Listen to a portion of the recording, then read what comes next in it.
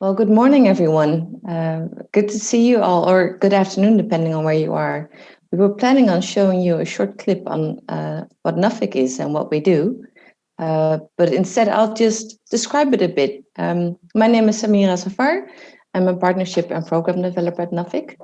And as we intended to show you, Nuffic is the fund manager of the Orange Knowledge Program, and international education collaboration is our core activity, which means that we are currently rolling out a 5-year program focused on education and knowledge exchange in more than 30 countries across the world. And as the nature of these activities change, so should our attitudes. So, with this in mind, we are incredibly proud to be able to contribute to the conference series on decolonizing the mind. And to further the discourse on this theme, Nuffic has joined many international panels and hosted a couple of the events on the Africa Knows Conference series. And thank you all for joining VSO International Accountability Lab and us today on this panel on leading from the South. But what does this actually mean? And what does this mean in particular from a decolonizing the mind perspective? Well, this debate reverberates very well through international knowledge cooperation. NGOs, civil society organizations, knowledge institutions, and policymakers alike are all asking different versions of the same question. How could the future of knowledge cooperation between and within Africa and Europe look like? And as you all know, knowledge cooperation is not exclusive to universities, academics, or knowledge institutions in general. There's an entire ecosystem behind the constant exchange between actors all across the world. And the organizations joining us today are all representing one way or the other these dynamics. And they look at the developments happening within the knowledge landscape from the lens of local, continental, and global perspectives. We start with a thought-provoking keynote on decolonizing the mind from a Dutch policy perspective, segueing into research with a focus on scholarships and ending with our gaze shifting to the future as we reflect on how civil society and youth engagement factor into this discussion. Well, before we head off into this very in-depth discussion and reflection, there are just a few house rules that I'd like to talk you through. One is the session will be recorded. If you don't feel comfortable with appearing on screen, just click off your video, but otherwise you're very welcome to join in on the debate, either through chat or on video. Raise your hand or give a shout to our excellent moderator of today, Huba Bosov, who is the master of ceremonies. Also, feel free to join the discussion online through the hashtag Africa Knows or on Twitter, and you can see the handles on screen. And just on a side note, please make sure to also check out the site on africaknows.eu to see some of the side events that are still on for today. Later this evening, there will be a movie showing the palimpsest of the African Museum in Belgium, a very interesting movie to watch. And also, at the end of this session, David Erhard will join us and have a few closing remarks on the future of the conference and what we will do once the session has closed. Well, without further ado, I'd like to introduce Huba Bosov to guide us through the session. Thank you all and wishing you a very, very fruitful discussion. Thank you very much, Samira, for painting this picture and for creating that backdrop to the session leading from the South. My name is Huba Bosov. I'm the head of NISO South Africa. And so I'm coming to you from the South today. I am sitting in the Dutch Embassy in Pretoria, South Africa. And it is really an honor for me today to be sharing the stage with such distinguished speakers. So Cornelius Haken, who will be our keynote, Pauline Essa from Education Sub-Sahara, Desuba Kunata from the Accountability Lab, and Helen Onyanga from VSO Kenya. And so without further ado, Cornelius, I am going to hand this over to you. Cornelius Haken is from the Dutch Ministry of Foreign Affairs. The two of us shared a little anecdotes from South Africa. Cornelius spent significant time in education in South Africa, so it's also an honor to be sitting in one of the offices, Cornelius, that you have been working on. But he has spent more than 20 years abroad. And so coming back to the Netherlands in 2013 to the ministry, he now is really also reflecting and sharing some of those experiences from his time in the South. And today he will be specifically talking about decolonizing the mind from a policy perspective. Cornelius, over to you. It's a challenging time to decolonizing the mind for like this. It brought back to me at least very good memories of the wonderful novels of Ngugi wa Thiong'o and his other writings. And this booklet, Decolonizing the Mind, was published already in 1986, I think. So there's a bit of history already when you talk about decolonizing the mind. But first, I would say it was preceded, by the way, by another book by Chin Wei-Zhu, which is called Towards the Decolonization of African Literature, already in 1980. And that might have inspired Ngugi wa Thiong'o later. So I know I'm showing a bit of my age now. It's not a coincidence that this long underestimated process of decolonization started in the arts, of course, after the political independence. However, the political decolonization has not automatically delivered the epistemological decolonization. Most domains of knowledge and knowledge production continue to be based on foundations that can be called colonial and ethnocentric.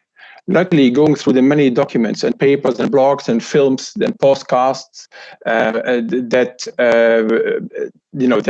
this conference has produced already so far over the last 3 months, there is no need for me to repeat the role of Western powers, thinkers, and policymakers, which has been the benchmark for so long, for many years, for too long, and which was presented as being a universal form of knowledge production.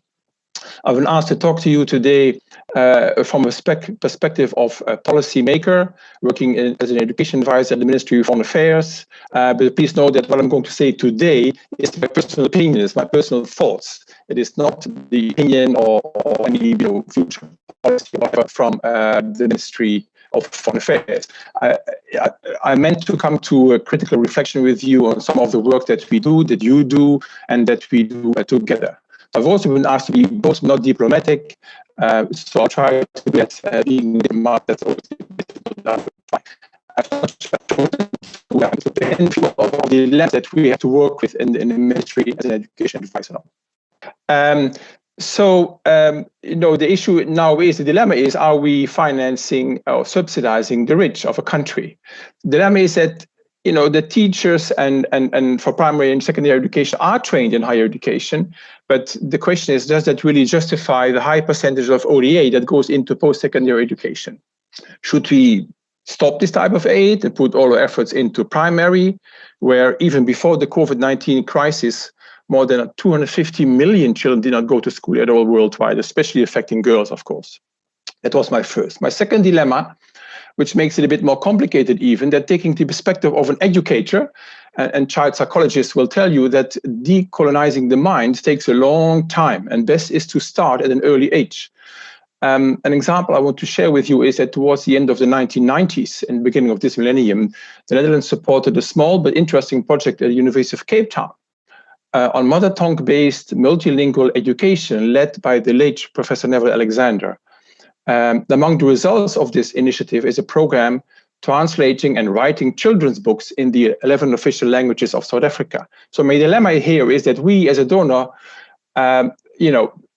should we put now all our funds in pre-primary and early primary reading and learning programs if we agree that decolonizing the mind is so important? That would be a major shift in our policies, but I look forward to your comments and discussions on that.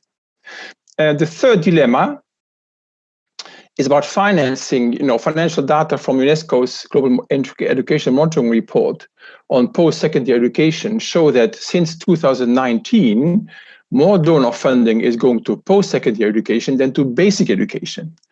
It's 6.6 billion versus 6.1 billion, respectively.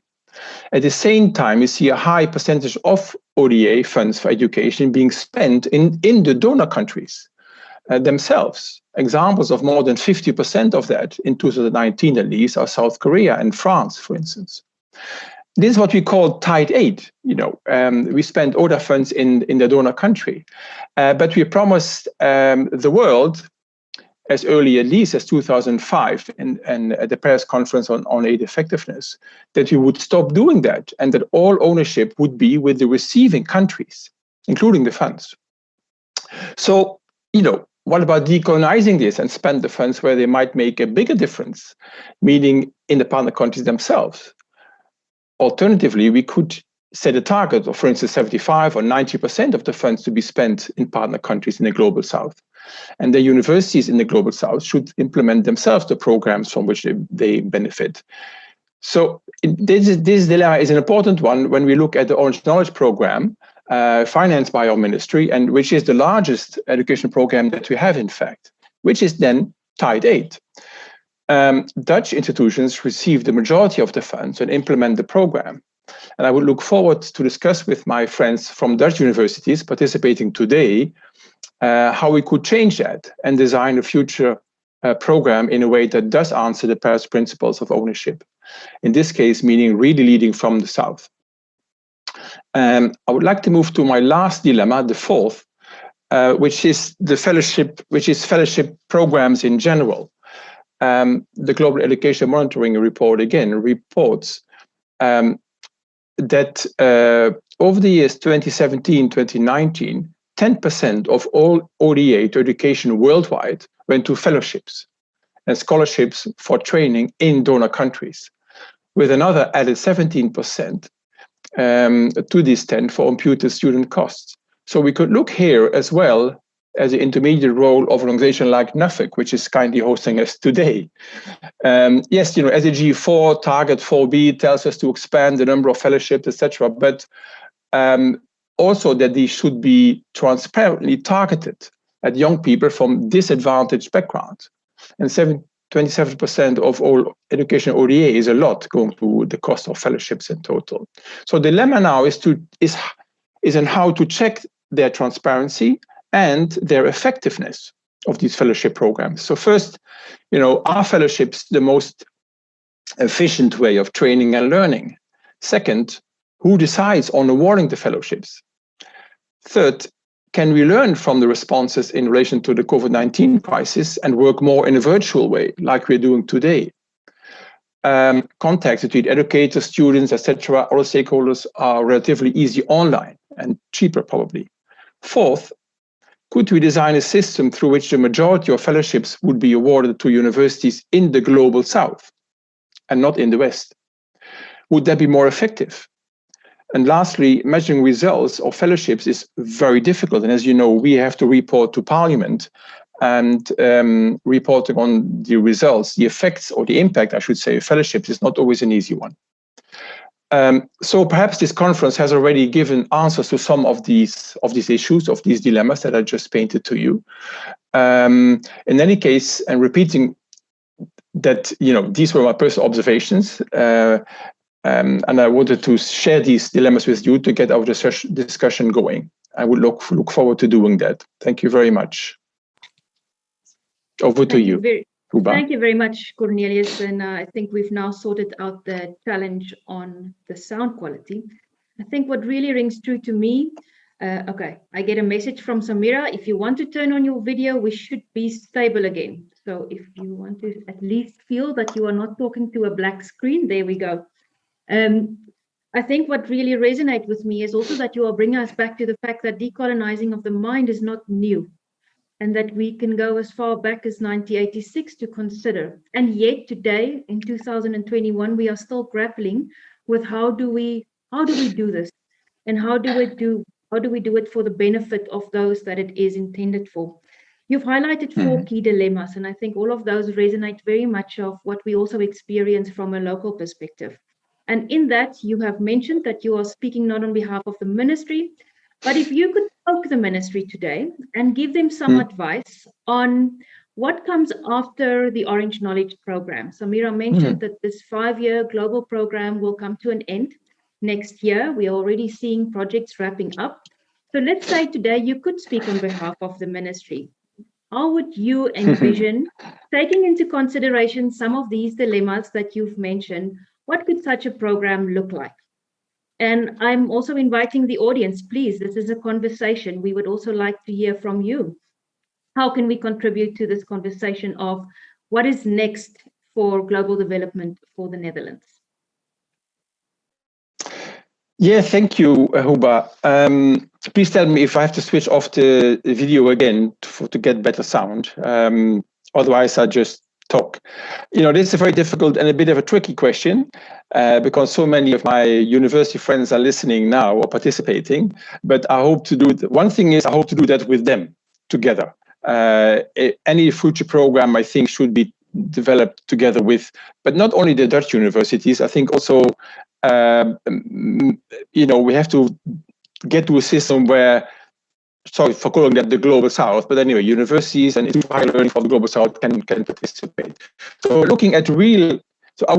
look at real leadership from the Global South, moving away from, let's say, what we call now capacity being built or developed by Dutch institutions in the Global South.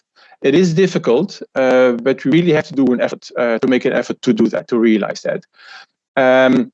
I read already in the reports that you have been talking about co-creation already, which would certainly then be a condition for a future program. Be it not easy to realize. It's difficult to do, but I think we should find a way. What I also would look at would be stronger and increased commitment, also financial, from the Netherlands institutions themselves. I think much more is possible than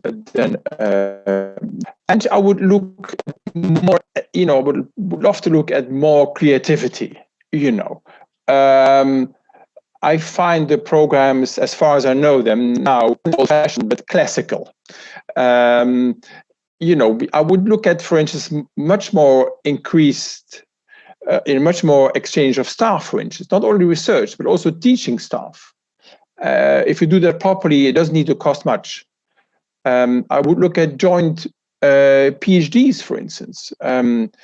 I would look at, when you talk about TVET, working on TVET, at the role of private sector, because that's TVET is really something where private sector could be involved, also financially, perhaps. So that these 4 or 5 points are really what I would look at, and leadership from the South would really be a key issue for me for the future. But I haven't talked to any about it yet at the ministry, of course. It's just my ideas now. Thank you, Huba. Thank you very much, Cornelius. I think definitely the South is willing to take up this leadership challenge that you have posed and work in partnerships toward this co-creation. I see a first challenge or dilemma. Bertus, maybe I can ask you to speak to that. I have listened very interested to listen to the four dilemmas that have been presented on the future of the fellowship program. Most of them are focusing on, let's say, the structure of the fellowship program. But my question is, when we talk about decolonization of the mind, is it not also necessary to focus the content of the fellowship programs more on topics related to decolonization? So why not we also give more focus to fellowships or programs of study that focus on enhancing indigenous knowledge or endogenous development or decolonization as a topic? Yes, thank you. Again, it's not my role to decolonize minds in the Global South. It's themselves to do that. And we as a possible donor can only play a facilitating role there. It should not be determined here in the Netherlands. That's what I mean with real leadership from the Global South, institutions over there. I know it's not easy, Bertus, and I see your points, but we really have to look at that much more seriously when we talk about decolonizing the minds. I think the agenda should be set by sister institutions in the Global South. That's my key issue. I think that links to your last dilemma. You say that we should maybe focus more on fellowships in the South and for the South. In that case, the choice is then what type of programs are you giving fellowships to? And I would suggest that you combine that with also a choice for the topic and the content related to decolonization. That could be a choice, yes. Yeah, but again, it's not up to me to make. Yeah, no, I'm not talking. Well, it's not you. It's a general discussion. It's not only your position, but I think a general reflection on this would be very useful. Yes, absolutely. I would agree with that. Yes. Yeah. I have seen in the chat, and I think this idea that you've posed, Cornelius, of leading from the south has pinched the nerve with some people. What does that look like? Who is it? I first saw Eric's hand. I saw a comment from Karen in the chat box. So Eric, your hand was first that I noted. So Eric van Zanden, would you like to comment? Yes, thanks. So I was also thinking about interesting dilemma for the donors, how to contribute in this decolonizing minds, but also empowering the people or helping doing something good. As I think most donors, they have the statement that they want to help the local population. However, we see in the last decades that through several ways that my perspective is, or my experience is in Uganda. So that my perspective is in what happened to donor support through the government of Uganda and then to the local population. And in that case, you see that it has become a blockade or a barrier, or something happens with that donor support that doesn't eventually empower the people. So it could be interesting to find ways how to overcome this obstacle of the government and directly build relationships between the donors and the local populations. And then you now see that this is done by Western NGOs, which came in the last decades. But maybe we can also turn that focus to the local NGOs. So we actively search for how to directly connecting and empowering and funding these local NGOs. Thank you very much, Eric. Karen, I've noted you have asked a question in the chat. Whom from the south do we mean when we are talking about leadership, and who decides? Cornelius, maybe you would like to respond to that. Karen, maybe you want to contextualize that a little? Yeah, well, you always have to do with elites. I was very much involved in a large NPT NAFIC funded project 10 years ago, which was followed up by Niche. And in this case, it was about a very concrete example, the Judicial Studies Institute in Uganda. And then the question is, okay, who wants change and who is involved in decision making? And that was really a big problem from the start, I think, because the judiciary said they wanted to change things, to improve the education for judges, magistrates, but in reality, they didn't. It was an elite who didn't want that. And that is very complicated, you know. So whom are you talking about? Who and how can you involve the people who need change most? If I may, Karen, thank you. This is exactly the dilemma I presented earlier. Sound might be better. That I presented earlier. The elite is, you know, if you want to bring about social change, I learned that you cannot do it without the elite, but you cannot do it with them either.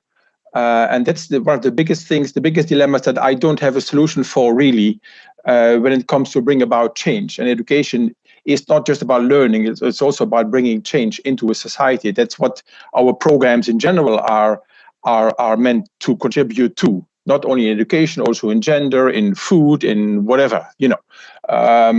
So yes, but I don't have a solution, Karel. I'm sorry, I can't. You know, we have to set up a system where it's not a Dutch institution or the Dutch embassy or whoever, you know, decides on what is going to happen.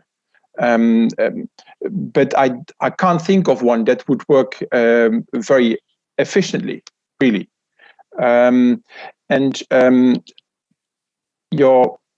What was your name again? Oh, yes, Eric, you mentioned the role of NGOs. Yes, you know, the Netherlands has just finalized the launch of a huge NGO capacity building program, strengthening NGOs and the voice of civil society. But there was not one application from anybody in the education sector, at least not on strengthening the voice of education NGOs for higher education.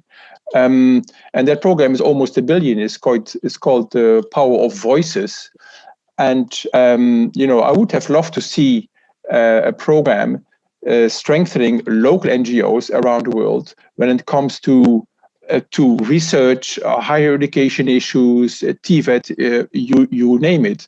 And that happens always through local NGOs. It's not the Dutch NGOs who do that, but it's local NGOs implementing this type of programs for us, for the Dutch government. So yes, you mentioned Fanon in your comments. Of course, I've read them. I'm really looking also at the academics that are listening and participating today on how we can go about in the future, because we have our limitations, not only in relation to money, but also in relation to whom do we account to, which is for us the Dutch Parliament, for our minister, I should say. And on higher education, it's let's say, less easy to justify than bringing millions of children to primary schools. That's also something we have to take into consideration when we design new programs. That's it, Huba, for me. No. Thank you very much. So, of course, not an easy question to answer.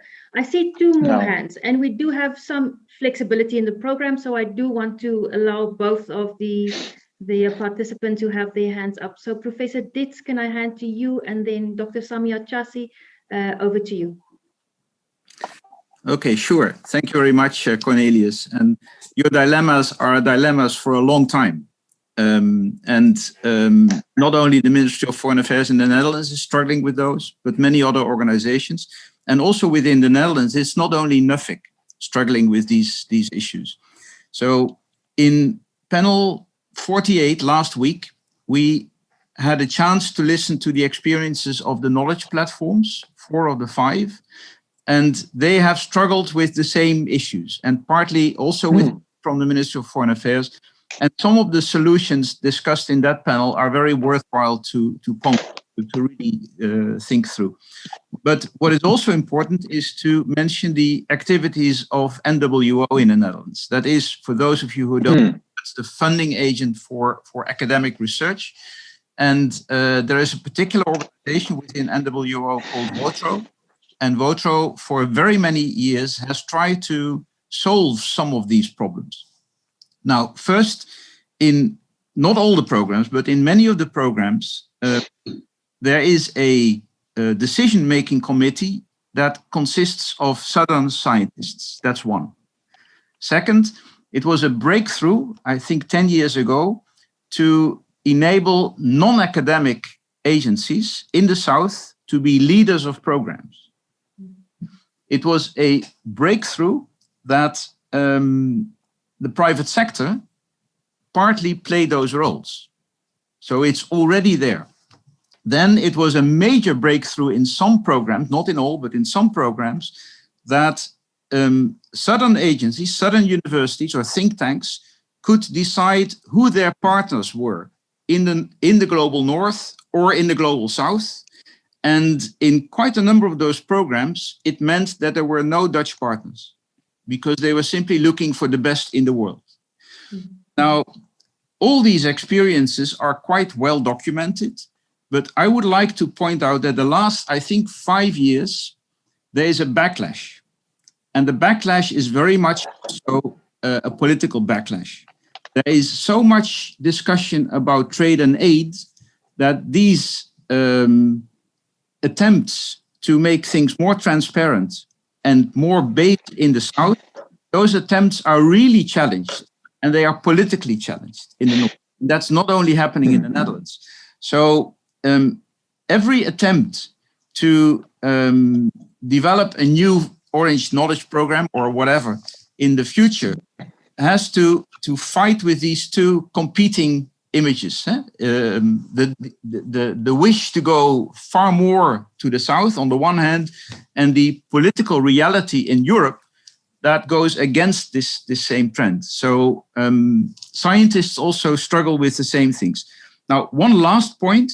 I was surprised that you didn't mention another dilemma, and that is the shift that Nuffic made in the last 20 years, I think, to not so much focus on classical universities, but to take far more, to emphasize far more the universities for applied science and the TVET-like initiatives. And in the Netherlands, it has meant that most universities have lost interest in Nuffic and in working together, don't even apply anymore.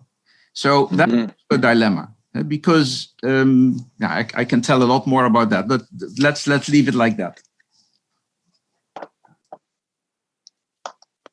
Thank you very much, Professor Ditz. Cornelius, do you want to respond to that? I think quite a wealth there of what is going on. Yes. Of course, yes. I only had 10 minutes, Ton, as you know. Of course, WOCO, NVO, of course, and they have an important role to play. What we should not forget is that, education support in general has been under pressure. The history. That's why we work together on Sandpad in South Africa, a wonderful program. But under the government of Rutte, Prime Minister Rutte 1 and the second, there was no education program support at all, except for OKP, by the way. That was still there, but still, it was a tricky situation, and I'm very happy that under Rutte 3, Minister Kaag has brought back education support, but that's mainly on basic education and things related to that.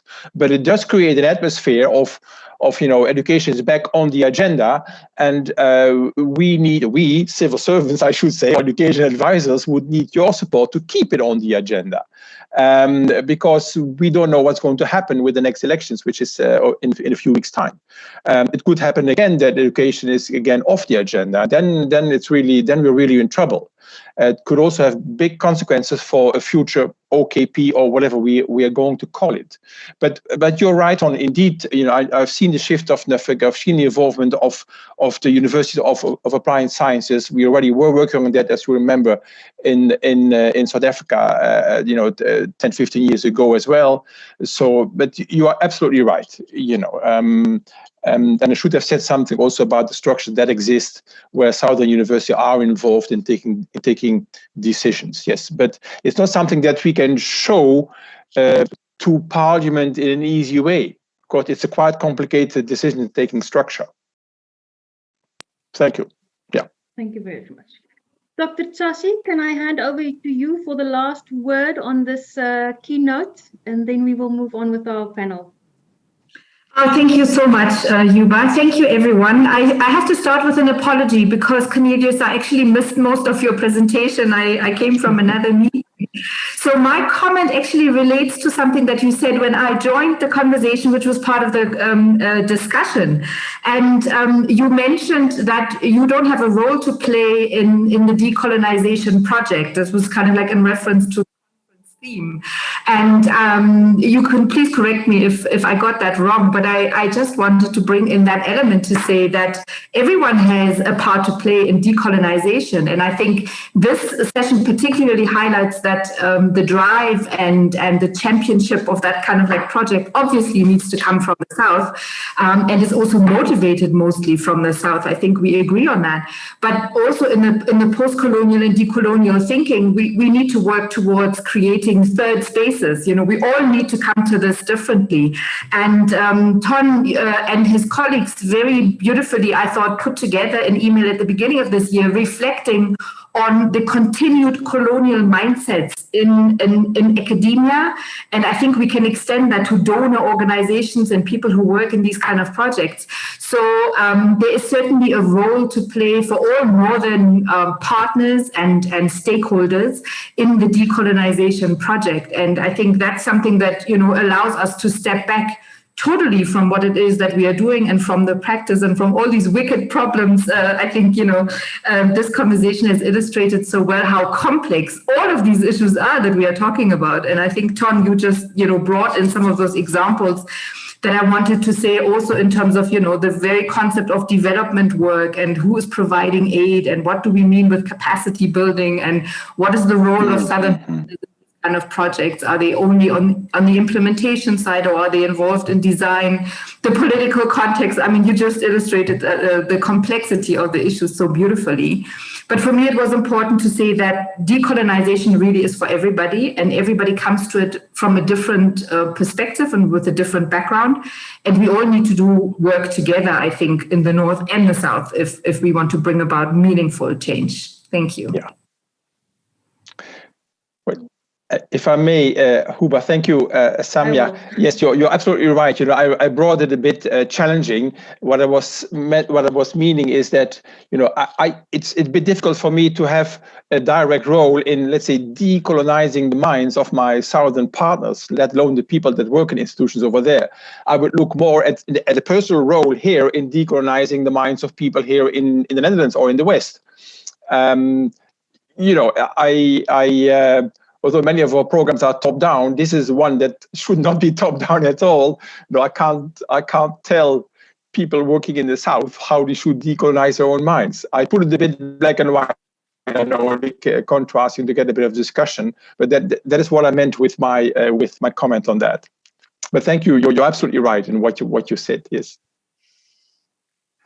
Thank you very much. And I think at that point where we have now also focused to say that this is not an issue that will disappear or solve itself. This is a matter and a topic that we have to continuously and actively work on together, both from the South and from the European side, and find those points in the middle where we connect to look at the joint ownership about where do we go with development, as Cornelius has so rightly put, but also how do we change our institutions. And when I say institutions, I speak broadly of not knowledge institutions, but a plethora of stakeholders when it comes to how do we do differently and how do we do better. Cornelius, thank you very much again for joining us this morning. I think we could have gone on for another 2 hours on this topic, and sure. really, and so we most certainly will also come back to you in that. Thank you very much.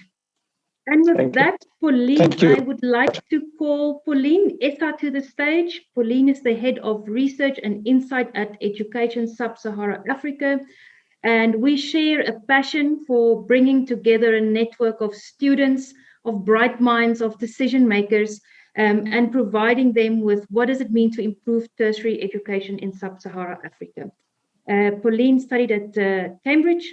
And thank you for joining us this morning and sharing with us on increasing the scholarships for young people in Sub-Sahara Africa. Thank you very much, Pauline. Thank you so much, Huba. And good morning, good afternoon to everyone. It's a pleasure to be here representing Education Sub-Saharan Africa, as well as our partner RUFORUM on this particular presentation. And thank you so much to the organizers of Africa Knows for giving us this opportunity to interact and share knowledge in terms of how we actually promote knowledge from Africa and build these partnerships. So I have some slides that I'll share on my screen, and hopefully we'll get the discussion going. So so I'm representing a number of authors from both RUFORUM and Education Sub-Saharan Africa. And as Huba said, our focus is on really helping to improve quality tertiary education in Sub-Saharan Africa, with a view to actually helping young people to gain knowledge and experience, and to be able to share that not just within Africa to build socioeconomic development, but to engage with people outside of Africa as well. And so at ESSA specifically, what we do is focus on young people, educators and employers, decision makers really, and help identify the big issues in education and work with them to try and catalyze change, to make sure that quality education is a big driver of change on the continent. And to be able to do this, we work in partnership with a range of stakeholders, really targeting those who've got power and influence on the continent. And these are universities, colleges, governments, whatever. And what we do is try and provide the data and evidence, reliable data and evidence, to actually help them make decisions that impact young people's lives. And together, it's that evidence that we work together to co-create solutions to address the challenges that we've identified. And again, we're a UK-based organization, but have members of staff in Sub-Saharan Africa. And so we work directly with people on the ground to make these decisions effective. And so our focus areas really are in terms of access to college and university. So how do you get in from post-secondary into a tertiary education institution? Once you are there, what's the quality of education that you experience? Really, because we think universities and colleges are the hubs where you can actually develop this knowledge and engage with young people's minds and help them build their creative skills, entrepreneurship, and all that you need to actually go into meaningful work. And that's where you develop the minds and the creativity of our leaders, be it in teaching, in health, in education itself. So we think tertiary education needs to be high up on the priority in terms of investment in education. They are the ones who will be teaching the primary and secondary and helping in all areas of socioeconomic development. So once these young people have the quality education, another focus area for ESSA is to help with that transition. We're really interested in that nexus, the transition from education into employment. How are we preparing those young people to be able to go into meaningful employment or to create new jobs through the entrepreneurial opportunities to create jobs for themselves and others? And then a key area for us as well is the knowledge ecosystem for education. How can we bring together the very dispersed knowledge on the continent to help create sort of the data and evidence, make that readily available to all these stakeholders who are making important decisions every day that affect all of our lives. And so that's another area where we're trying to bring together, serving that knowledge broker role to bring together all these different minds to make sure that knowledge about the continent and for the continent stays on the continent. And with our partner, Ruforum, who we're co-presenting with, they were founded in 2004 by 10 African vice chancellors. And really, these were from 5 different countries in sub-Saharan Africa: Malawi, Zimbabwe, Mozambique, Kenya, and Uganda. And since 2004, they've really made a difference on the continent through providing a platform for networking, mobilizing resources, advocacy, and really enabling training of graduates with a focus on agriculture on the continent. And they're now spread across 38 countries and have 129 member universities. So really a Pan-African organization that is making a real difference to agriculture and making sure that Africa has the quality minds to take us into the future and to feed Africa as well as the world. Because after all, in the next 30, 40 years, a third of the world's youth will be in Africa. And also 60% of the world's arable land is in Africa. So really, it's in all of our interest to make sure these young people are prepared to contribute more through agriculture to feed not just Africa, but the world. So again, Ruforum is doing a lot through professional development, research for development, focusing more on how we can get these skills, the knowledge through the community to engage and empower agricultural workers, farmers, those who are sharing technical knowledge, and bring about innovation, creative ideas, entrepreneurship in that space, and work in partnership really to scale up meaningful opportunities for young people and for communities. So in a way, we link well in terms of ESSA and Ruforum working together to advance knowledge and education for young people, especially graduates or those studying at the tertiary level. So for today, having given you a background to both ESSA and Ruforum, what I want to focus on is the landscape for scholarships. So that ties in with one of Cornelia's dilemmas about fellowships and scholarships and whether we focus on split-side PhDs or whatever. But really to tease out the fact that there is a lot of funding going into scholarships for young Sub-Saharan African youth, but actually we're not maximizing the impact that these scholarships could have based on the research that ESSA has undertaken and the findings from Ruforum itself. So I will then tell you a bit about what we are doing to address these challenges and what other players in the space could do as well to make sure that we are getting maximum return on the investment for scholarships and fellowships. So I'm privileged to have been a beneficiary of scholarships myself for all my postgraduate study. I'm from Ghana, but I did my postgraduate studies in the UK at the University of Cambridge. And it was only thanks to a scholarship from the UK government, a Commonwealth scholarship. But I've also then been in the position to set up scholarship schemes and fellowships as well for other Africans in a way to give back. But through that personal experience, as well as the experience of people like myself who have that lived opportunity, it's clear that scholarships are a springboard for young people in sub-Saharan Africa to gain access to tertiary education and to really transform their lives and the lives of people in their families and their communities.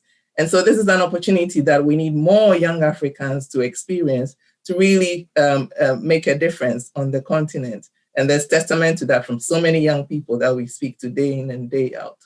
And so over 18 months, what ESSA did was map over 400 providers of scholarships for sub-Saharan African students. So these are scholarships that are available from all over the world, and it's for these young students to study in or outside sub-Saharan Africa. And what we did was map these scholarships and evaluate the effectiveness of these scholarships or the impact that they are creating. And interestingly, this work was done for UNESCO and featured in the 2020 Global Education Monitoring Report with that focus on inclusion and education. And so that full chapter 18, is available in that monitoring report launched in June 2020.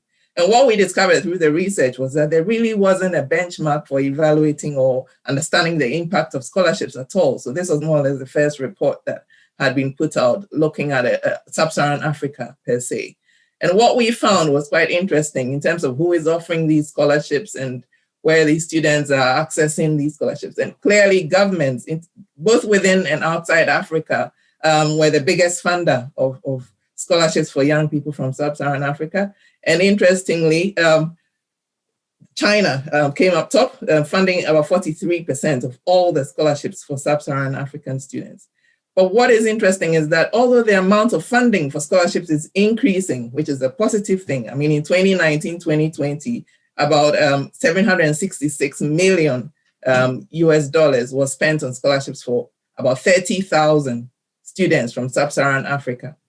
But that represented just 0.4% of the 8.1 million students who were eligible for scholarships, 0.4%. So although the amount available is increasing, the demand is growing, and that's because of the youth bulge that we're seeing. A lot of children get in through primary and secondary, and then they get stuck. They need access to tertiary, and it's not just access, but they need to be able to fund their education even when they get admission, and that's where there's a big problem. So there's more that needs to be done. And what we found also was that, interestingly, although corporations, trusts, and foundations only represent about 12.5% of the scholarship provision, that's actually where most of the innovation and the creativity was coming out in terms of best practice. That's where we saw more of that happening. So there are lessons to be learned from what these providers are doing in terms of getting maximum return on our investment. This graph just shows you the pie chart shows you the breakdown of what we found, which we thought was interesting as well, in that, yes, there's funding going into these different levels, but PhDs were the least supported. And I find that a bit unfortunate, because actually, when you look at international averages, the latest figures are that Africa needs another 1 million PhDs just to reach international averages, 1 million. And obviously, you need a PhD to train other PhDs. And we've undertaken studies to understand the demographics of African faculty, and the numbers just don't add up in terms of what the projections are, or what universities or colleges and governments say they want the ratios of staff to student to be. The numbers are just not there. And if you don't have PhDs, enough PhDs, how do you train the next generation of PhDs? Who's providing the mentorship? Where is the funding coming from? So more needs to be invested at the PhD level to really make sure that Africa can compete in terms of the knowledge generation and knowledge transfer, and to really build our economies and advance people's lives. So to those listening, please, PhDs are really important, tertiary generally, but PhDs are totally underrepresented, and more needs to be done at that level. So in terms of maximizing the returns on investment, what we found were sort of 4 common challenges across the scholarship providers, based on speaking to young people, to scholarship providers, to all the different stakeholders who are engaged in providing or managing scholarships. The 4 key areas that we felt there were need for improvement was access and selection. So who is actually gaining access to these scholarships? There's often this thinking that scholarships are elitist, and the data almost in a way confirms that a lot of cases where you got people from rural areas, for example, or in some societies, women, or it could be the disabled, or it could be refugees, don't necessarily have access to many of these scholarships or don't feature in the selection process. It may not be deliberate, but they're just not coming through. And for those who do get access to these scholarships, there are dropouts. And for some reason, we're not really tracking who's dropping out and why, and finding a way to actually measure how we can track these and ensure that we reduce those numbers because it's so difficult to get these scholarships, and it's a shame that some are getting it but cannot complete their education. A third challenge was, once these people are in education, how do we actually engage them and make sure that they are embedded within the institutions and can really maximize the knowledge generation and sharing, get access to these creative skills, teamwork and leadership, engaging with employers while they're there through internships, through apprenticeships. What are we doing as education providers and scholarship funders to make sure that these young people experience a really quality education during their time? And all of these apply to not just scholarship holders, but the general recipients of education as well. We need to maximize their experience in these organizations, in these institutions, to then come to challenge 4, which is employment. How are we making sure that we link these young people to decent jobs and connect them to employment even before they leave these tertiary institutions? What's the engagement with industry? How are lecturers connecting with industry, with corporates, with employers to understand what is needed in the world of work and to prepare these young people to be able to be ready for employment and to make meaningful contributions to these employers when they are given the opportunity?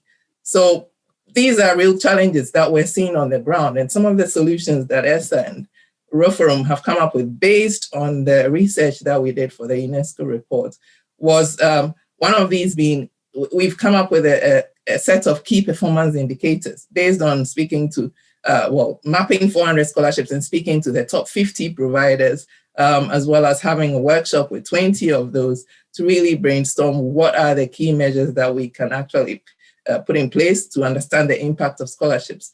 And these KPIs are really, we think, standard, not just for Africa, but could work across all parts of the world in terms of measuring the impact of SDG 4B, which focuses on scholarships, where the intention is to achieve these SDGs by 2030. That's not far away, and we're only now looking at KPIs for scholarships. But anyway, now that we know who the funders are, or the majority of them are as well, we're thinking about helping them to adopt these KPIs and start to measure and track and be able to report on the impact of these scholarships and fellowships as well to see how effective they are or not. So we've tested these with 20 providers, had positive feedback, and we're trying to arrange to have this coalition of funders who will agree to adopt and use these KPIs. It's work in progress, but we think it's worthwhile. So just to give you an idea of what these key performance indicators we've come up with are, there are 6, and they're all meant to address the challenges that I spoke about earlier. So looking at, for example, in terms of the access, rural community versus refugees, disabled, in some families, women as well, and also those who are first generation scholars. It's easier to understand the impact if you tease out the different groups who may be marginalized and are not actually being able to access these scholarships. So point 2 would focus on women. Point 3, often because we're inundated with applications and we can't fund everyone, scholarship providers tend to not even look at, okay, who was applying and how many were appointable. And interestingly, some of the data we found was that in several cases, only one person was appointable to the role, and it's not clear why. And yet there are lots and lots of people applying for these scholarships. But anyway, so point 4 as well was the percentage of scholarships who complete, which is linked to that dropout rate that I mentioned earlier. But also a key thing is point 5, the percentage of graduates who are returning to their countries of origin, especially when they've studied outside of Sub-Saharan Africa. Many providers were not tracking this. Some were doing it for the initial 12 months, and then that was it. Actually, we found a lot of good practice in South African universities where they were tracking for, say, 5 years, and that is helpful to understand the impact of education in terms of employment, and also as a way to engage with alumni who may be the sources of future jobs for the current students or may reinvest in in scholarship programs themselves. So we think it's useful to track that metric as well. And then point 6 was about, that transition. How are they leaving school and where are they going? How can we see the impact of these scholarships through the kind of jobs they're working in or creating through entrepreneurial adventures?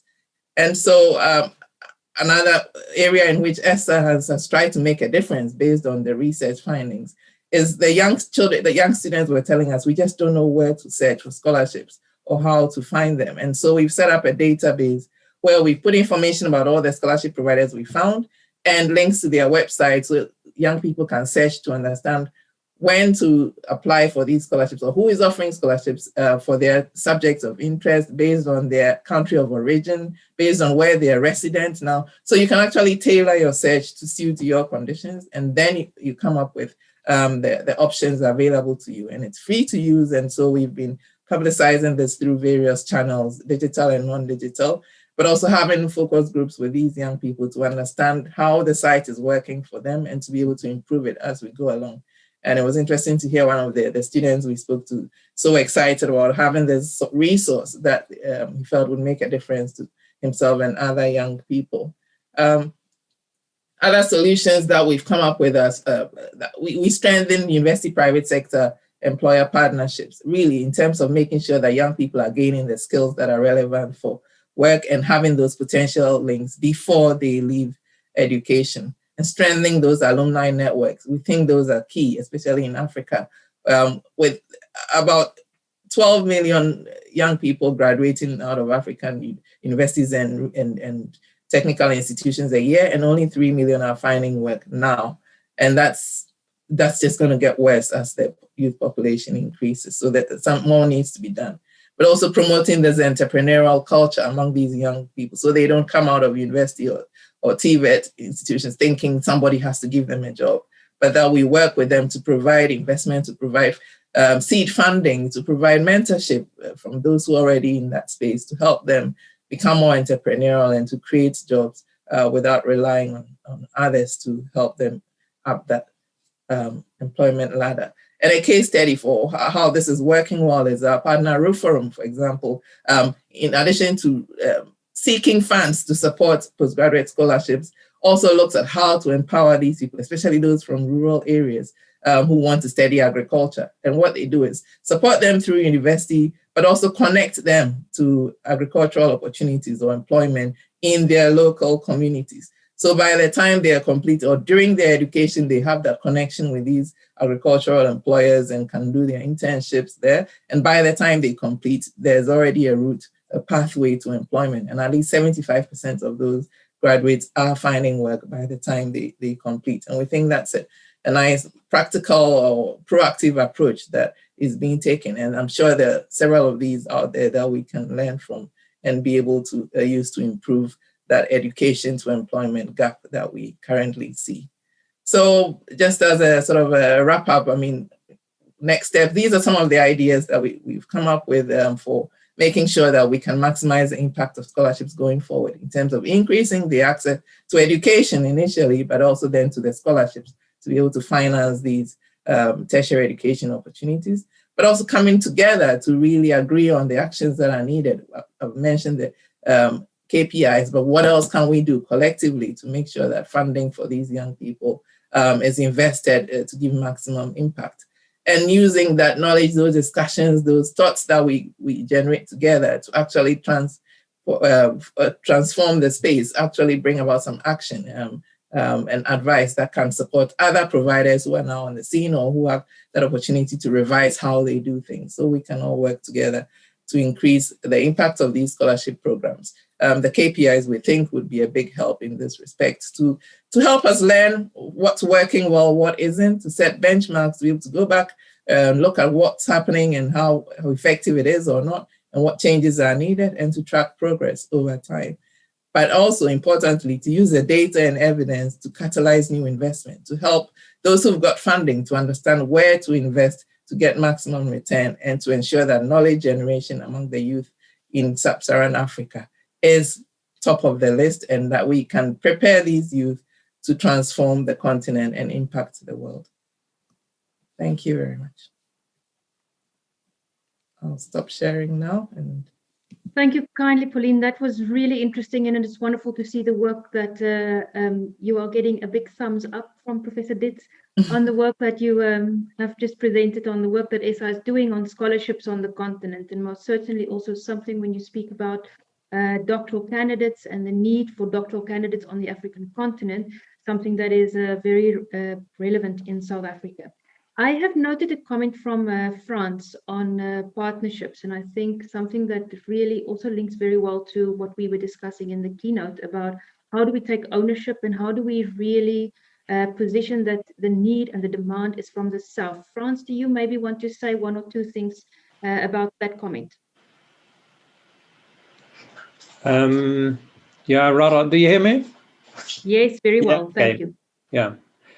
Hello to everybody. Yes, what I will try to translate it also to a question for Pauline. Thank you for your presentation. There's a lot of attention for example, increasing scholarships, but also in the earlier presentation and discussion on improving the education, the knowledge infrastructure in Africa.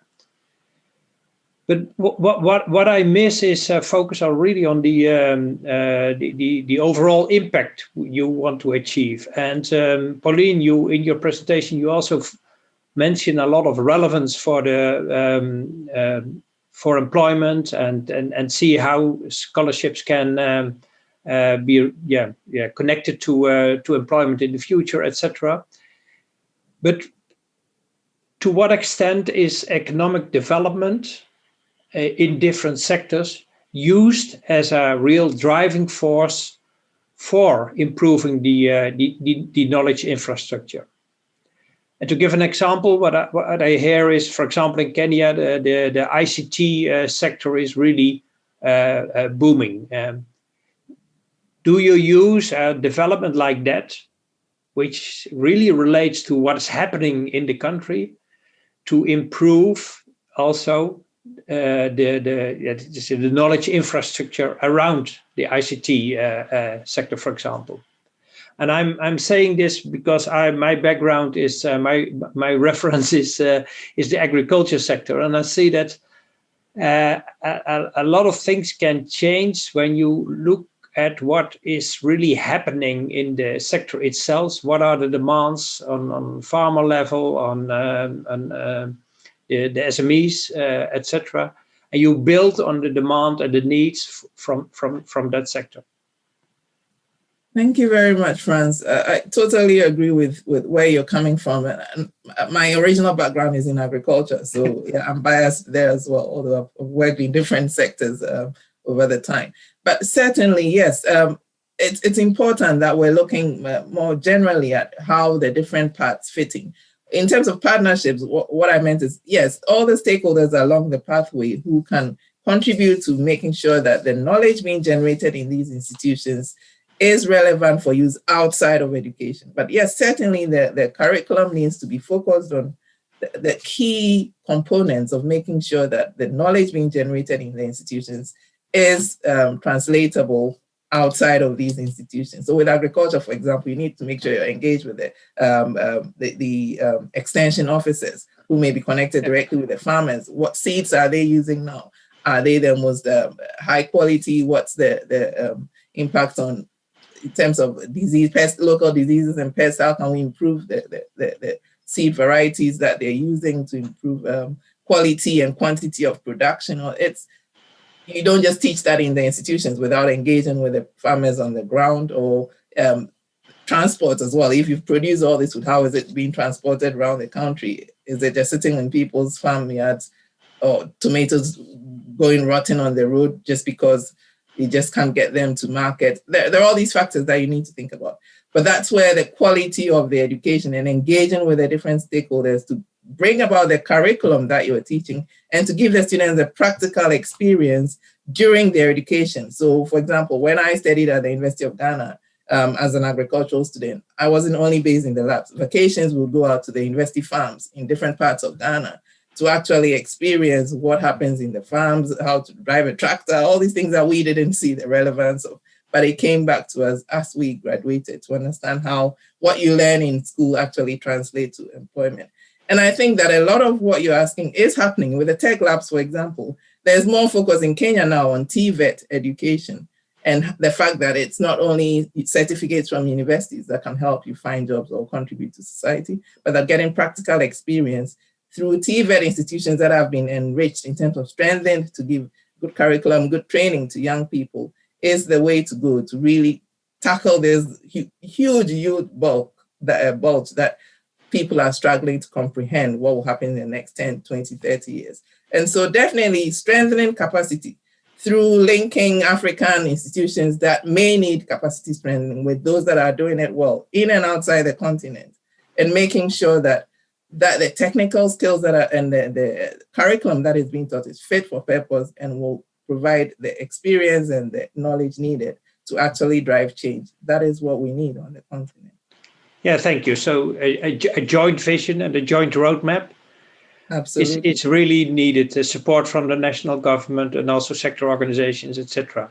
And that is what I miss a little bit in the presentations, also in the earlier African Knows meetings, is number of scholarships are important as a KPI, but the roadmap and the vision is as important. That's my opinion. Thank you. Thank you. Thank you very much, Frans and Pauline, for responding to that. Zamia, I have noted your hand. In the essence of time, I'm going to pause you. I'll put it on my notes and then I'll bring you back at the end. Pauline, thank you so much for sharing the work that you are doing, but also a little bit behind what is the next steps and linking that to very much about how do we also make the transition between learning and the work of world. The world of work. And with that, thank you for joining us. Continue doing the good work, and we hope to work together in the future. Thank you so much. I am now going to call on Helen Onyango from VSO Kenya to join us on the virtual stage. We are shifting now to another very important stakeholder, and that is civil society.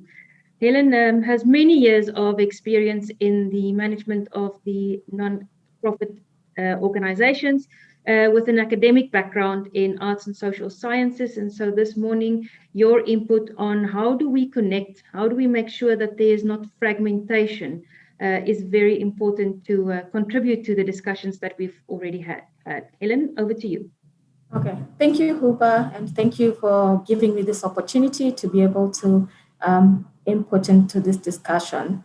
So I'll briefly introduce myself. I'm Helen Onyango. I work with VSO, Voluntary Service Overseas, as a program manager managing youth and livelihood programs in Kenya. So VSO globally runs programs in health, livelihoods, and education. And we also incorporate social accountability, social inclusion and gender and resilience into our core programs around health and livelihoods and education. Our approach for working also includes working through volunteering for development to be able to fight poverty, to support organizations to build their capacity, and also to help communities. And through this work, we've also had many years of experience implementing projects that specifically target technical and vocational education training within different countries. And in this sector, we've looked at curriculum development, influencing policies around the TVET space, bringing voices of young people to be able to articulate their aspirations and inform changes within the TVET systems as well, and better governance around TVET systems, and also working together with different networks of CSOs and strengthening and identifying challenges that have been within the TVET space and working with government ministries to design strategies and innovation around improving TVET systems. So today in my discussion, I want to highlight some of the challenges that we see coming about in improving TVET aid and enabling us as civil society to be able to better deliver TVET funded programs within different countries, particularly developing nations.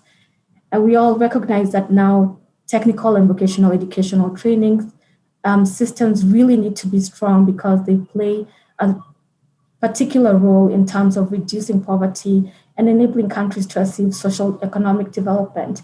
And that is by really developing a strong workforce for young people to be able to access employment, but also ensuring that they develop relevant skills that now enable industry to grow and to enable businesses to thrive and really contributing to that employment generation within different countries as well. But what we're coming to realize is that the way we work and the way we deliver our funded programs could become a barrier towards achieving this particular outcome and really seeing the desired changes that we want to see around technical and vocational education training in different countries as well. And that may be due to the contribution of the lack of harmonization and fragmentation of how we as civil society implement our interventions and programs within different countries as well. And one of the areas that could contribute to that is the way we have is ineffective donor and government coordination and synergies around TVET at the national and also at the regional and international level. An example that I could give to this is lack of international donor alignment to regional policies such as the African Union Commission on TVET strategy and action plan, but most also importantly, aligning it to the national government policies and strategies that are also put into place as well. So there's a common way of us to really demonstrate and replicate what is happening in developed nations and to use that to improve TVET in different countries, TVET education in different countries, but that doesn't necessarily align with different government policies or educational strategies within particular national strategies. And that also hinders the effectiveness of our implementation and the focus of which we want to achieve as well. This also links up to my first point is the absence of a common platform and spaces for CSOs to work together with the government, to work with other stakeholders, and particularly the private sector, to be able to develop coherent policies that really strengthen vocational training sectors and that really could improve different avenues such as curriculum development, linkages to the industry as well, and also ensuring that educational policies are really informed by what we're implementing, what we're learning, and that we have a range of stakeholders that are actively and readily involved with the government and the national government to be able to put voice into the development of those policies so that we're making sure that discussions are held and that we're able to align those discussions to make them relevant to the national policies and the structures that are already existing and see how to improve those existing structures as well. And the key voice missing in these spaces are also how do we also improve the voice of those young people who are recipients of our interventions, who are graduating from these vocational training centers? How do we input their voice, their aspirations, and making sure that as we're engaging as different stakeholders, we're also incorporating their voice into these processes so that we are making the policies really speak to current challenges that they're facing and making sure that our strategies, our interventions, and our focus of TVET-funded programs are actually speaking to the current challenges that we're facing and really bringing innovation into board on how we're delivering our work and how we're engaging as different actors in this process, and looking at elements of engaging, seeing how the growth of different sectors really happens and how young people are really also involved in that process as well. So also another area that contributes to this is, are we doing enough to support the national ownership of our development efforts as well? So how are we also doing that at the local level as well, and also building up at national level and extending this to the regional level in different countries? So taking enough effort and making sure that we are actually supporting local ownership and national ownership towards strategies that we're implementing, things that we're proposing, and through our funded programs so that we improve sustainability, which is still a gap and still needs to be further discussions on how to improve in that area. And also looking at duplicating efforts. fragmentation has led to us duplicating efforts and really not having conversations on really aligning our strengths and really making sure that different aspects of strengthening vocational training, technical vocational training and education is really taken into consideration. And that also links up with the not enough spaces, national spaces and regional spaces to have further discussions and really map out people and organizations and CSOs, local and national and international, who are within the TVET space and working to addressing TVET educational challenges as well. And then there's also another element which also includes low alignment to donor funding, to TVET relevance, and also looking at inclusion. So inclusion is really important, and looking at the target group of young people who want to access vocational training and looking at them when it comes to marginalization and issues around gender and disability, and really asking ourselves, are we really doing enough to making sure that those marginalized young people and addressing gender equity issues when it comes to access to TVET education are really being addressed through our strategies and through our engagement with the national government as well and other stakeholders. And this is really important, particularly looking at our current environment, handling the COVID-19 pandemic and how it's really widening gaps and inequalities, and really thinking about that and the impact that it's had on education and vocational training and those who are most impacted, and how we are continuing to approve that, which could also, if not really discussed and really not, we do not take a lot of time to really understand the specific challenges and the changing contexts and how it affects young people's access to TVET, then that also makes it difficult to really ensure that our strategies are effective, but also having that discussions to make these, address these challenges in a more sustainable and effective way through the involvement of different actors as well. And the other aspect is that we have also weak involvement of the private sector, and this ultimately contributes to having weak TVET systems that really do not provide a workforce or supply a workforce that really speaks to the emerging job market. And that really needs to find a way of how to coordinate it. So instead of working with different private stakeholders in different and small elements of our work at the local level, how do we increase that engagement to make sure that this area is really strengthened and that the discussions with the private sectors are at a larger, more strategic conversations to really ensure that we are building industries, but the workforce that is needed for those industries are really being developed to the right skills and taking into consideration the changing working environment and the changing world of work as it is as well. And obviously the key important is that our weak structures and for sharing data, for having centralized systems to collect data, to process and interpret, and really strengthen monitoring and evaluation within this TVET space. And that includes us having more information on who's accessing, issues around inclusion to ensure also, are we getting the right skills and linking this up to the job market as well. So those are some of the issues and the areas that really affect our effectiveness in terms of delivering TVET program funded programs as well. And then we're also looking at donor development effectiveness, and that's looking at paying also less attention is given to aid effectiveness and also not aligning it to our national policies. The other area is that sometimes our donor interest can also be driven by the domestic agenda of the donor rather than really driving those programs aligned to national agendas and regional agendas as well, which can also contribute to lack of ownership of some of the strategies and local ownership as well.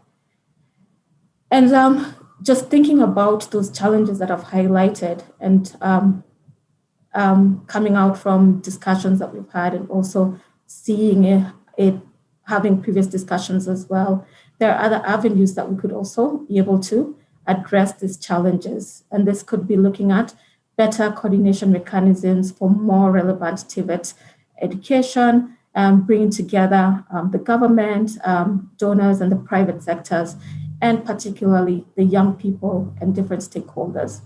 And that just ties up to my point on how are we coordinating at the national level, but also at the local level. How are we speaking together as civil society who are implementing programs within TVETs to be able to address the youth unemployment challenges, and also linking and having better mechanisms to be able to involve the private sector so that we're able to understand the labor market, the changing trends, innovation that we could include in our strategies that would provide more ownership and alignment to existing national policies, but also ensure that we are able to coordinate more effectively to be able to deliver better results for sustainability. The other element is also looking at effectiveness of regional bodies to support the quality of TVET.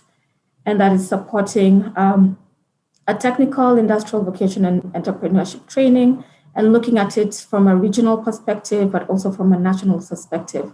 How do we bring the learning and different stakeholders to really inform and share that learning within different spaces, so globally, nationally, but also regionally.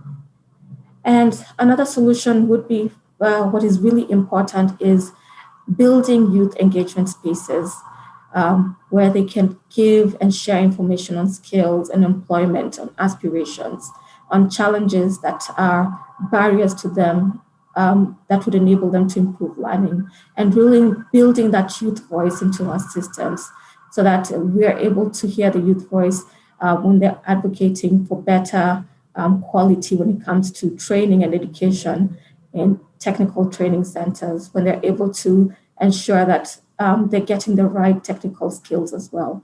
But they're also working with the young people to be able to continuously understand their aspiration and making sure that we're supporting and building programs that really speak to their needs as well. And funding is channeled that really speaks to young people's needs also. Also, a way of addressing this would be to advance the focus of TVET development partners to support country leadership, increase democratic ownership and accountability in TVET. And this just ties up to the 5 pillars of aid effectiveness. So we want to see more ownership, more alignment, harmonization, and particularly accountability, and that's mutual accountability from CSOs delivering the program, from the aid, donor agencies providing aid, from the local governments to ensure that financing, resources, and allocation towards this space really deliver what they're meant to deliver, and looking at it in usage of financing in the appropriate way, ensuring that they're actually addressing the current needs that it is, but we're also making sure that our strategies are addressing the unemployment challenges, but also contributing to development as well. And then usability of disaggregated data for inclusion as well, really understanding barriers around inclusion and using this data to continuously inform how we work as well, and improving our effectiveness in delivery of TVET programs as well. And also focusing and enabling us to ensure that we are able to really focus on issues around inclusion and gender, and also strengthening systems as well.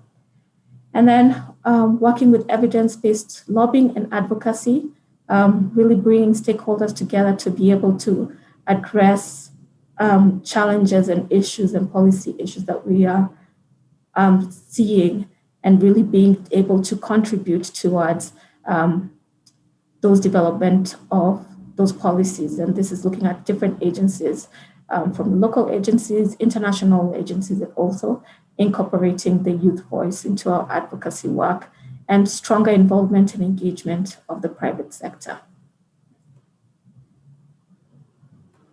So thank you, Uba. Thank you very much, Helen, for that very comprehensive overview of not only what are the challenges, but also alluding to how can we address that. I would like to allow for a comment. I saw some comments in the chat, a question, perhaps from the audience side. If I don't see a hand and I don't see a signal from Samira. Good. Ellen, I would like to know if I gave you a little a wand today, if I could make you a fairy today and say that if you had to list your 3 top advices that you would give to donors to make sure that we, and I include NAFIC here in the broad sense of a donor as well, that we can ensure that there is harmonization and that we do work against fragmentation. What's your top 3 that you would sprinkle on us with your wand? I think one would be to increase the voice of civil society and bringing the different civil societies together, and to be able to coordinate and making sure that as aid is being provided, that we're able to align donor requirements, donor agendas to the local agendas, to economic and development agendas within the specific countries as well. And that would mean that supporting and strengthening the local stakeholders to be able to have more ownership as well, but to be able to have a stronger say in terms of particular agendas that they would want to focus on as well. The other area would be to strengthen the youth voice, particularly when it comes to addressing youth unemployment challenges, and that means them being able to have the right skills, technical and soft skills, to be able to go enter the employment space as well. And that's because the world is forever changing, and for the young people who are currently moving into the workspace, it's enabling them to really understand what frustrations and challenges that they're playing, to really contribute and provide innovation towards addressing those challenges that they are facing as well. And that enables us to really speak to the current challenges that young people face, but also having a more deliberate effort and more participatory way of involving recipients of our aid into the development process, and also shaping their agendas as well. And the other element would be strengthening mutual accountability. So how do we support each other to hold each other accountable in terms of delivery of aid, but making sure that when aid is provided, it really speaks to provide mutual accountability, but also alignment and ownership at the national level as well. Thank you very much, Helen. And with you then so very clearly also putting youth as a key stakeholder in this multi-stakeholder ecosystem that we have been discussing now, without intentionally planning this multi-stakeholder theme to flow throughout our panel. And then also very clearly saying we need this space for youth engagement. How do we create that space? Thank you very much for also centering us on that important stakeholder and giving us those very, very concrete examples of how do we do this differently. And on that point of youth, I would then like to hand over to our final panelist, Disubo Konati from the Accountability Lab, an organization that I, of course, hold very dear.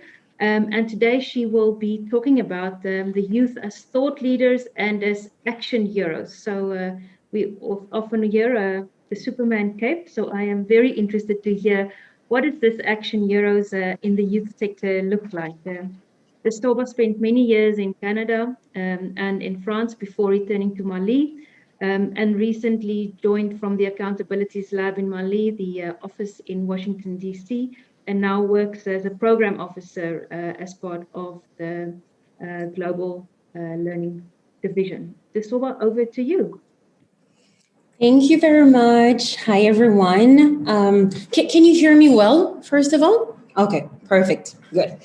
Well, thank you very much, first of all, for inviting me in such a reflecting topic, really. And I think it's reflecting for everyone, but even more for African people. And thank you also for the panelists for such inspiring presentation. So I think my presentation is going more to be on the happy side, if I can put it like that, because I really want to give you some really example on how decolonizing the mind can result. First of all, just to introduce a little bit, I think that well, according to the World Economic Forum, Africa is like the continent that has the youngest population ever, as we all know. Niger, which is like a neighboring country, like really sets the record by having like the world's youngest population with a median age of like 15 years old. And after that, we have other countries in the Sahel, such as Mali, Chad, Burkina Faso, etc.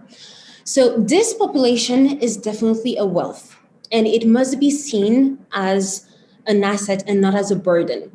And I'm saying that because I've taken some different class at university, like demographic classes, and whenever we give statistics saying that women have like 6 children as an average, people tend to think that this is too much and this is becoming a burden, and this is not going to help them to really develop the society.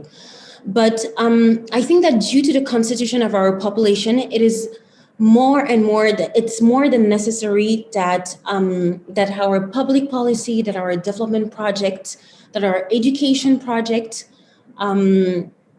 they should be directed toward this particular group of people, not because they are the future of tomorrow, but because they are the present. And I remember 3 years ago when I was participating in the celebration of the International Day of the African Child that is celebrated on June the 16th every year, that a lot of young people were telling me, yeah, no, we are not the future, we are actually the present. And I think that this International Day also is really important because it's in honor of those South African students that were killed because they were demanding their rights. They were demanding a good quality education, and this is definitely the key point here. What I'm like reflecting on what decolonizing the mind is really is, and I think that one of the major problem that it's bringing is that we tend to seek validation from other. We give value to the things that come from abroad because the things that are the things that come from here is not being appreciated enough. And I think we could also talk about the fact that the West need also to decolonize their mind. And I think that you probably have seen that video of or hear that speech, the danger of a single story from Chimamanda, and I think it's really powerful and it's really kind of reach both at the same time African people, but at the same time people from the West. But let's come back to the African side of it. As a young African person, as a person who is working also in an NGO, and as a person who is like taking action to really contribute the best way possible in the development of her community, I think that we first need to accept the situation in which we find ourselves, which I believe is really the first step that can lead us to ownership, to responsibility, to empowerment. And I'm saying that like to be not being in opposition of not being passive. We need to say to ourselves that the action that we are taking and the action that we are going to take engage a certain responsibility in our daily life. And this responsibility that we decide to take in give us a sense of accountability, really. Not only to ourselves, because we need to be accountable to ourselves, but to be accountable to our community, to be accountable to our government, to be accountable also to our fellow human being and overall to our country, just generally. And I think that finally, if we're able to reach those different steps, this is how we can redefine the power dynamic, allowing it to be less asymmetrical, and that we can have like a better influence the different policy, and it's going to be in both direction instead of just being one way. And I think that when we hear about, Africa, there is a lot of stereotypes, such as hunger, poverty, war, etc. And I'm not saying that those things that does not exist, they do exist, but I just think that they are not specific to Africa, and we can see them everywhere in the world. So I think that Africa is actually a place with so many opportunities, so many talents, so many inspiring stories. And some of the researchers are saying that decolonizing the mind is an opportunity to go after those amazing stories, voicing those amazing stories. And I completely agree with that, because I strongly believe in the fact that we need to change the narrative. We definitely need to bring a positive narrative from ourselves to others, from others to ourselves. We need that from the media, obviously, because we know the power that the media has. We can take that power a little bit through all of the social media, and we can actually switch that also and really decide to share, those inspiring stories instead of focusing on the negative things that are happening. And I think also that we need some role model that can inspire us, that can show us that everything is possible. So I just want to share some concrete example. Some of them are from the work that I'm doing at Accountability Lab, and some others are just beautiful initiatives that I found here and there. So the first one, I think it's going to be, so at Accountability Lab, we have a program that is called Accountrepreneur. So it's kind of a mix of accountable and entrepreneur. And it's a program that is implemented in 8 countries in Africa, but also in Latin America and Asia. But in Africa, we're in Guinea-Bissau, Mali, Niger, Nigeria, Liberia, DRC, Zimbabwe, and South Africa. And it's really like a flagship program for youth that wants to engage into a world of accountability. So a program of young civic activists and accountable entrepreneurs to develop new ideas on transparency, anti-corruption, and open government. And what is really, really, really important in that program is that it's really about finding local solution to local problem. And this is what I absolutely love in that program. I can give you multiple examples, but I'm just gonna give you one. For example, here in Mali, we have one Accountrepreneur. She has her project, the name is Dehan. It's in a Tuareg language, so one of the language that is being spoken in the north of Mali. I'm just writing the name here in the chat. And it's really about the person decided to create a platform where they are promoting the acceptance, and they are valuing differences in order to achieve peace. And as you know, and this is really unfortunate, but since 2012, Mali is going through a multidimensional crisis with a conflict in the northern part and in the central area as well. And usually when there is a conflict, it's because there is obviously different point of view, differences between different type of people. And this program is really about bringing peace in like promoting the acceptance of other people wherever they come from, whether it's a different ethnical background or whether it's even physical, because the person who is behind actually that project is a person who is living with disability. And before going through that project, before starting that project, she was actually I mean, her self-confidence was, if I can put it like at the lowest level, because she was living with a disability. And now she's like, creating video where she's showcasing herself, showing a disability and showing the disability of so many other people. And I think it's really great because we need to see those kind of things, definitely.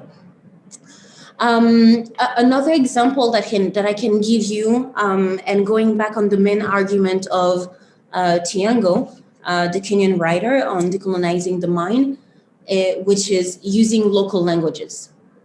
This is absolutely key. And one of the things that we did, especially during the COVID-19, and we are still doing it actually, is using local languages to combat fake news, to disseminate the good information. We all know, and this is definitely a big issue. Whenever you are watching the news, for example, the news that is being broadcasted on the national TV at 8 p.m. is in French. I actually decided not to stop completely, but this is not something that I'm watching all the time, simply because I think that news is not for local people. Not only it's in French, but it's also in a French that is really complicated, that is not accessible to a lot of people. Not only that, but it's also, I do have the feeling that the news is actually just showing what the government is doing. And usually in the news, what the government is doing is basically during the entire thing, they are just showing how many million of dollars or million of euros they receive from international donors. Where is it going? But then you can tell that the population is not really, they don't see the results, they don't see the impact, they don't even feel concerned about it. So this is definitely an issue, and I think that using local languages is definitely the key, because we all know, and again, I'm taking the example here in Mali, where most of the people speak Bambara, but if you go into different region, you're gonna have other languages, and you need to speak in local languages if you really wanna reach people, if you wanna talk to them. So this is something that we did during the COVID-19, for example. Another example, and this has nothing to do with the work that we're doing, but just amazing initiative that I can see around me. First of all, so there is a movement that we call, or an association that we call REPAT. And again, I'm gonna just write it down in the chat. Sorry, I think I just sent that to Samira, so I'm just gonna send that to everyone. So REPAT, I think you guys are all familiar with the term expat, and the term that it's an international person who's being expatriated in another country for work purposes, or anyway, could be personal as well. So there's kind of, I'm not going to say that it's the opposite, but it's kind of repassed, and it's coming from like the French word revenir. So it's like coming back to your country. And I'm actually part of that. I'm part of that, the movement and this association, simply because we are noticing that there are so many people who were probably born and raised abroad, or just went there for their study, and they decided to come back to their country or the country of their parents. And the goal behind that is really to contribute to the development of the country where the new country they are living in. And I just think that this is such an amazing opportunity, and an amazing movement as well that we should really encourage. I'm not saying that people that are going abroad should not stay there. I mean, we have presentation from Pauline where she was talking about her work, and that they were like giving scholarship to people so that they can do their master or their PhD internationally. But I think that it's really important to see what you can do whether it is from there or by coming back here, and how you can contribute to your country.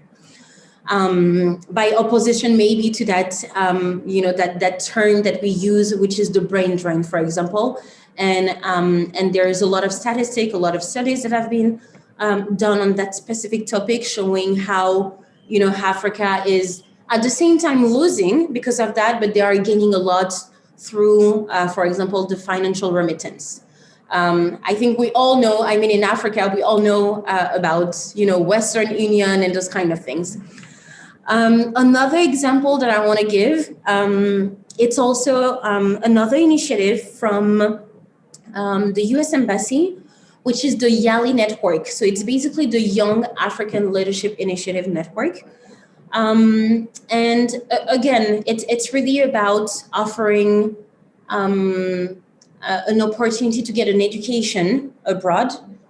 Most of the time it's in the United States, but there is also the regional aspect of it where you just go into another country in Africa, such as Senegal or Ghana, to receive an education. But what is really interesting in that, it's also, again, I'm always coming back to that, but it's also that notion of coming back to your country and contributing to the development of your community by creating an organization, a movement, or whatsoever, but really coming back and with the new knowledge that you gain, how can you give back to your community? And this is something that is really, again, really crucial to me.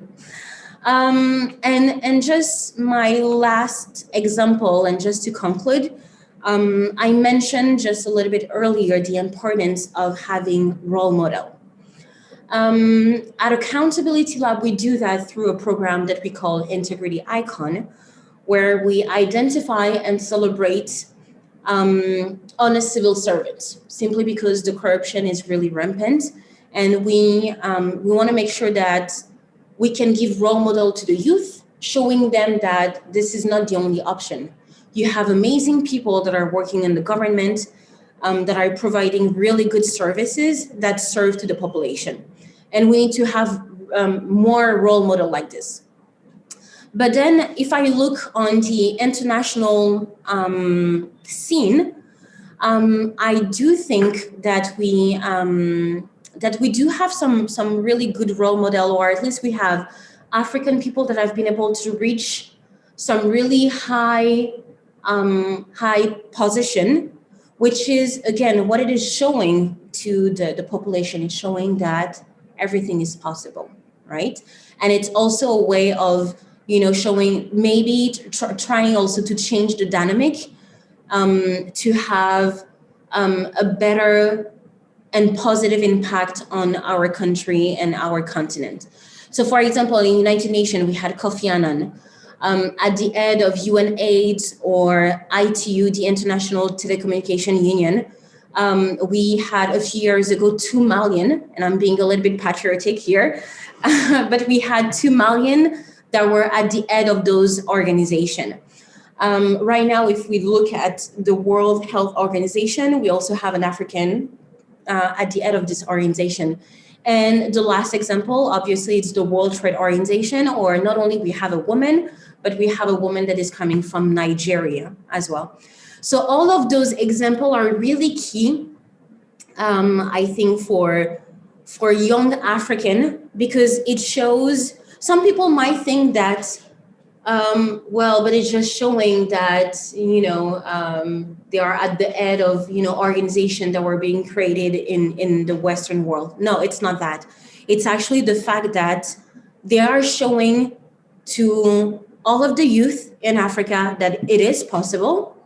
And by occupying those positions, they can also have a better impact and also change the dynamic. And that's what we are looking for. So I think that for me, decolonizing the mind is really about focusing on what we want and what we need. My colleague just before me was talking about her reality in working with an NGO that I can really, something that I really share. And one of the challenge that I notice is that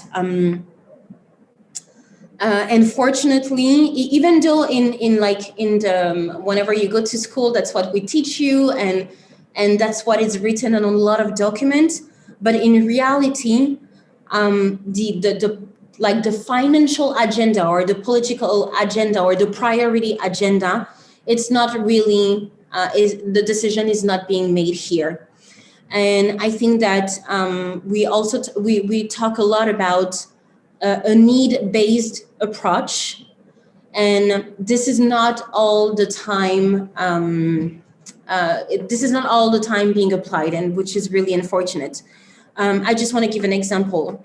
Right now, the world is going through that pandemic of COVID-19, but we all know that some countries have been much more affected than others.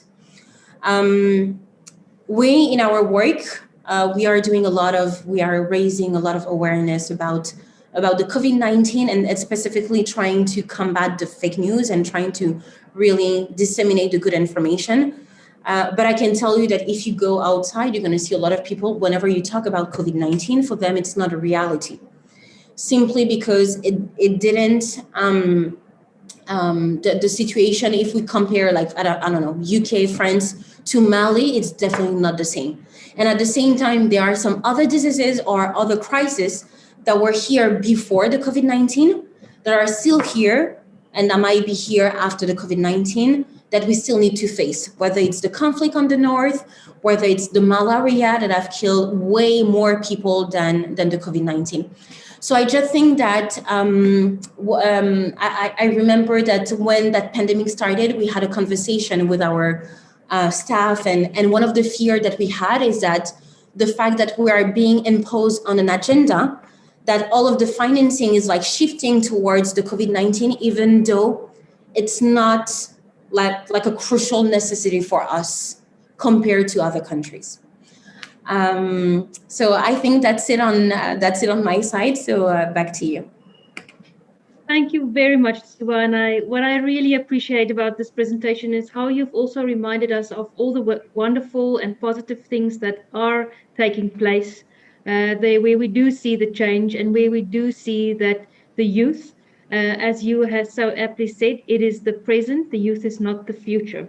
And I think what we've realized through the panels today is that, yes, there's a need for different stories. And thank you for telling this powerful story this morning. That concludes our panel. And can I ask everybody to put your videos on and to give our wonderful panelists a round of applause? This is surely what we would have done. Yeah. If we were able to be in the same room today. So let's follow the same procedure when we are online. To Suba, Pauline, Helen, thank you very much for these wonderful insights, and for Cornelius for setting the scene in our keynote, I think really touching on what each of our speakers said following that. From my side, I think what really resonates with me and that I hope that we can take back, Samira, to Nuffic, is that there's a continuous need for joint ownership, and it's not with us as an organization, it's not with universities, it's not with governments, it's with all of us. And within that, we each need to understand what is our role, what are we bringing to the table, and how can we continue to complement each other and to avoid fragmentation, as Helen has so clearly illustrated to us. More so, as Amira highlighted this in the chat as well, is that a constant reminder that this is not about one actor. This is a multi-stakeholder approach, and it's only by us as stakeholders working together that we can bring about this change. And then let's continue to share the good stories. Let's work together on sharing your stories and creating platforms of sharing the stories. This is also the last panel, not the last event, but the last panel of Africa Knows. And what was conceptualized as a 2-day event in December morphed into a wonderful continued telling of stories and sharing of ideas. And so for me, what remains is to hand over to David from the African Studies Center to say, now what? What do we do with all of that? So David, over to you. Yeah, thank you. That is, and thank you all for indeed a wonderful panel. It's such a shame that this is the last one, right? I do feel, Ton wrote this too to me, that I do feel nostalgic already that this is sort of, that this epic thing is over. But yeah, thank you all, Nuffic, for organizing this. Thank you, Huba, for moderating this really well. And it showed, again, the enormous diversity of the conversations that we've had. And it's super nice that we end on a positive note with talking about repats. And I do think that's, yeah, it's a good note to end on. I want to thank Nuffic not only for organizing this, but also for being such a good partner right from the start, and indeed throughout this entire process of transformation of this epic conference, which has been quite a ride for a very long time. And quickly, before I say something about what next, which is a little bit of a hard question to answer right now, but I'll try to give some indications. I want to use this sort of last opportunity to thank everybody else, thank all the participants, and many of you are here, and many of you who are here now have been very loyal sort of attendees of all the panels, and that's been really great. It's been amazing to see all of you come to all these events all the time. All the contributors, the partner organizations, also the ASC staff who's been along in many of these sessions, Fenneke and Rick and Karin, to report on them. Nomad IT for organizing this logistically, and of course the magnificent organizers Marieke and Tom for leading all of the organization of, or at least most of the organization of this conference, which it is really quite unbelievable what you have managed to produce out of this Africa Knows conference in this very difficult time. So thank you all. And I hope you've enjoyed it as much as I have, and I've learned as much as I have. I've learned an incredible amount, and I think that was part of the goal of the conference. Yeah, and so what now? I'm taking over from Ton as the chair of the Leiden African Studies Assembly, which was sort of behind the Africa Knows conference. And so that's where the question has been posed to me. And the way I think about this right now, there's no definite answer on what now. But the way I look at it is, as we've created an enormous amount of momentum with this conference and with all of the other events, some of which are still happening in 2021 or organized by Leiden ASA members. And I think the question is, how do we keep this momentum going, right? So it's already helped, I think, that it was such a long conference because that created this feeling of like a continuing process. But the question is, how do we keep this going after the conference has formally ended? And I see sort of different aspects of this. One is the challenge to digest and utilize what has already been produced and what's on the website. There's an enormous wealth of information and presentations and reports and podcasts and all kinds of information on the website that I think is very valuable and still needs to be digested. And maybe there's a role also for this in education, in teaching, that we can use some of this as teaching materials. So that's one thing to think about. And the other thing, of course, is to continue the conversation. And we're thinking of doing this from the Leiden African Studies Assembly by continuing to organize Africa Knows seminars or lectures where we invite the people who've attended the conference over time and others also to keep the conversation going. But if you have other good ideas, I'm very open to them. I'm happy to sort of collaborate with any of you on sort of continuing this conversation. And then finally, and I think Cornelius Hacking just wrote in the chat at some point, yes, it's not only about sort of talking and changing mindsets. It's also about action. And so I do also think that there's a next challenge of how to translate these conversations and these insights into actual sort of decolonized collaborations. Not just in research, not just in sort of policy, but also in our teaching, in setting up indeed global classrooms like that was suggested just now. And so I hope that the Leiden African Studies Assembly and this network, which is a huge network of partners both within the Netherlands and in Europe and also with African partners, can facilitate this in different ways and can facilitate these three challenges of digesting what's already there, of continuing the conversation, and of translating the things that we've discovered into actual collaboration. So I hope you're also eager to continue working on this with me and with everybody else who's been part of the conference. And so I invite you wholeheartedly to keep doing that. And with that, I think Huba or Samira, it's up to you to end the conference this Yes, seminar. thank you at least. very much, David. I think there's a challenge for all of us. Yes, maybe an unfair question to you, what now? And you rightly gave it back to us. This is all of our responsibilities to continue to conversation and to move towards action. So thank you very much for that. And thank you very much all for joining. Let's stay in touch. Let's keep on sharing and let's keep on doing together. Keep well. Goodbye.